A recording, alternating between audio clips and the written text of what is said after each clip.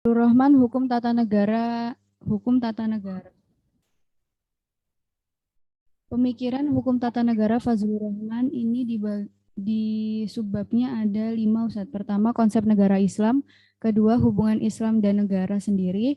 Ketiga, perdebatan konsep negara Islam menurut para beberapa ulama, proses pembentukan negara Islam sendiri, dan tugas kepala negara. Biografi Fazlur Rahman lahir di salah satu desa di Pakistan. Keluarga taat beragama dan disiplin. Rahman sudah menghafal Al-Quran pada usia 10 tahun. Dia mengikuti madhab Hanafi dan pendidikannya sekolah modern, dilanjutkan di Punjab University dan doktoral kedua di Oxford. Fazlur Rahman mengajar di Universitas Durham, Inggris, Universitas McGill, Kanada, dan California, Los Angeles. Memimpin juga di lembaga Research Institute of Islamic Research di Karachi, penerbitan jurnal. Beliau banyak menulis buku dan artikel yang dimuat di beberapa jurnal internasional. Pertama, konsep negara Islam. Bagi Fazlur Rahman, konsep negara Islam harus berbentuk negara Islam demokratis. Bagi Fazlur Rahman sendiri, dia mengikuti aliran yang demokratis.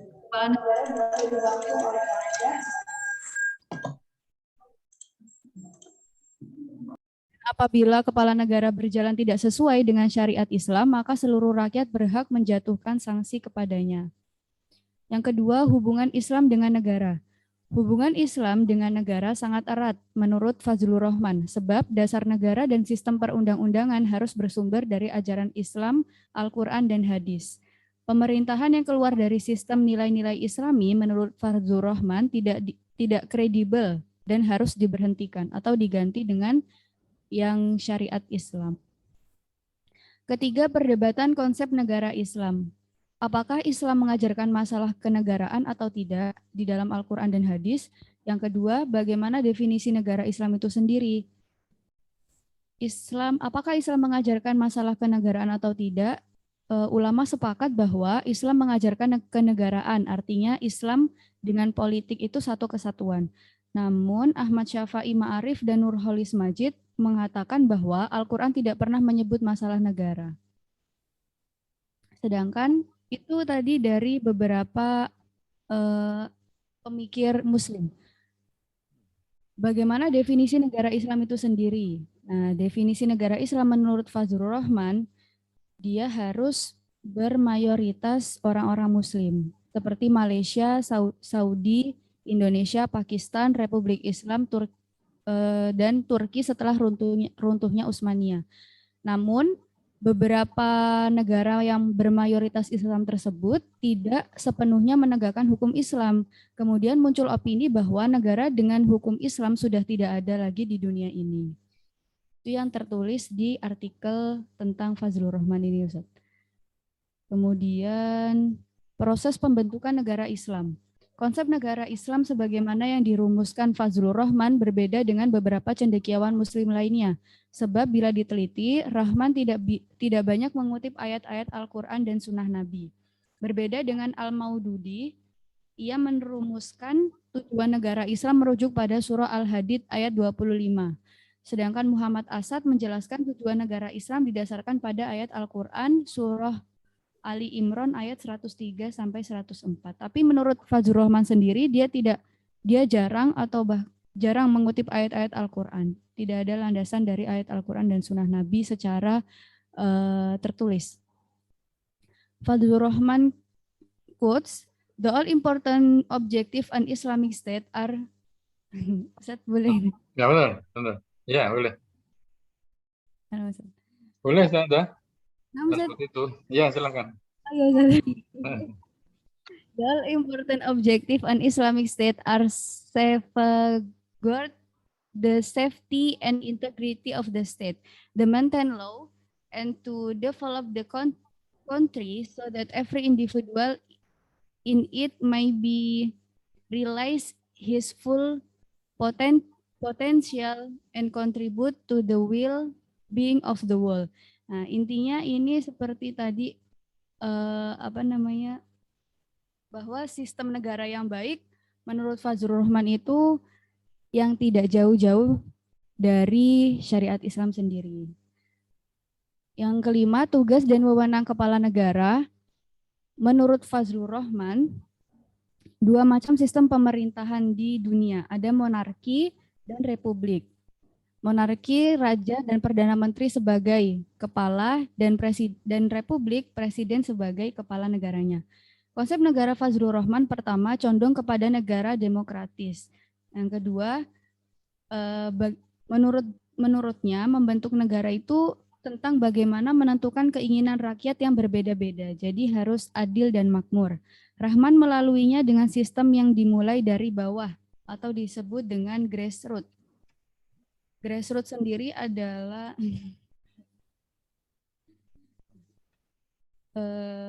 ini Ana belum terlalu banyak memahami grassroots, Ustaz. Ya. Tapi kalau dilihat dari beberapa referensi buku-buku Fazlur Rahman, sudah ketemu di maktabah juga ada yang tentang history of sebentar Ustaz.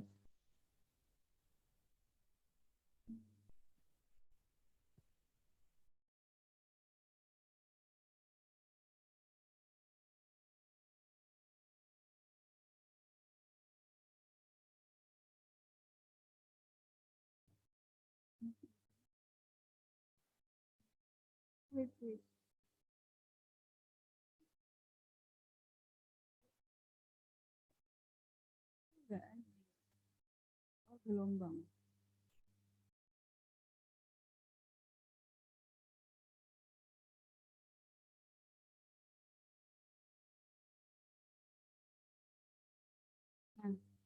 Ya. Iya, Ustaz. Referensinya lumayan banyak dan insya Allah. Tapi yang baru ketemu baru satu, Ustaz. Ya. Namun, Ustaz. Syukuran, Ustaz. Itu saja yang bisa saya sampaikan. Syukuran. Wassalamualaikum warahmatullahi wabarakatuh. Waalaikumsalam warahmatullahi wabarakatuh. Tadi kayak muncul siapa itu? Syafi'i Ma'arif, apa itu apa ya maksudnya? Ada Syafi'i Ma'arif, ada siapa gitu? Apa sejenis atau bagaimana tadi? Mungkin penjelasannya. Yang berbeda, Ustaz, yang tadi. Kalau beberapa pemik beberapa tokoh tersebut menjelaskan menjelaskan tentang konsep negara yang ini Ustaz, apa namanya, yang didasarkan dari Al-Qur'an. Tadi ada beberapa Ahmad Syafi'i Ma'arif ya Ustaz. Ya, betul. Tadi disebut Ahmad Syafi'i Ma'arif. Mereka mengatakan bahwa Al-Qur'an tidak pernah menyebut masalah negara, Ustaz. Jadi mereka seperti mengikuti barat begitu, Ustaz. Ya. Plus catatan penting atau kritik Anda terhadap buku ya maupun gagasan Fazlur Rahman tentang politik Islam tadi ya, itu apa? Sudah dituangkan di situ? Belum ya? Belum, Ustaz. Ya, coba. Sudah hatam belum bukunya tadi? Belum, Ustaz. Belum. Nggak apa-apa. Nanti dikembangkan ya. Tadi termasuk apa namanya? Diana tadi anu ya, setelah itu dikembangkan ya dalam bentuk artikel nanti setelah selesai. Apa tadi? Catatan atau kritik Anda ya? Kritik Anda, Fazlur Rahman belum menuliskan atau belum membuat dasar konsep negara Islam dari Al-Quran dan hadis. Loh. Gimana, Ustaz? Kok anu? Kok dia berani menyebut tadi definisi tentang politik Islam tadi? Menurutnya ada, Ustaz. Terus dia acuannya apa untuk menentukan bahwa itu politik Islam atau bukan? Tapi saya cari lagi saat ini anak buat catatan, Ustaz. Ya.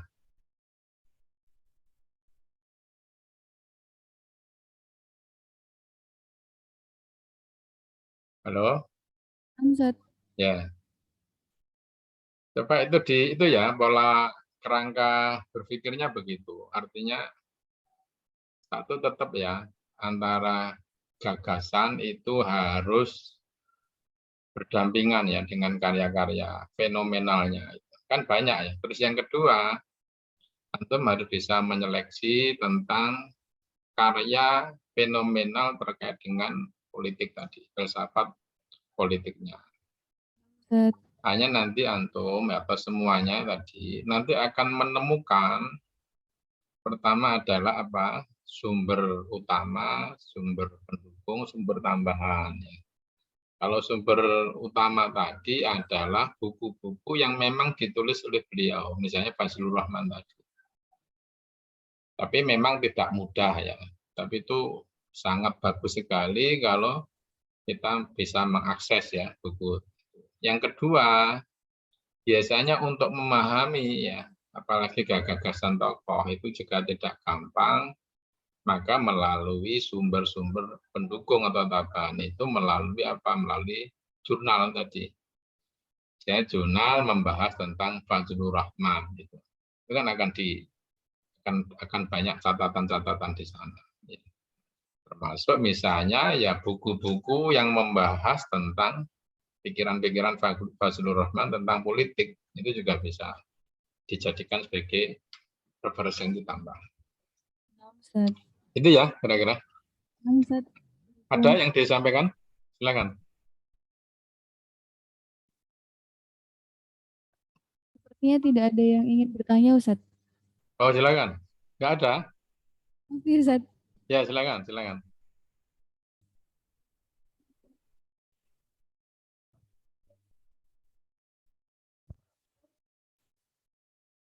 Sudah Ustaz. ya. Nah, silakan. Ini presentasi lagi, Ustaz. Oh ya, berarti ganti ya. Oke, siap.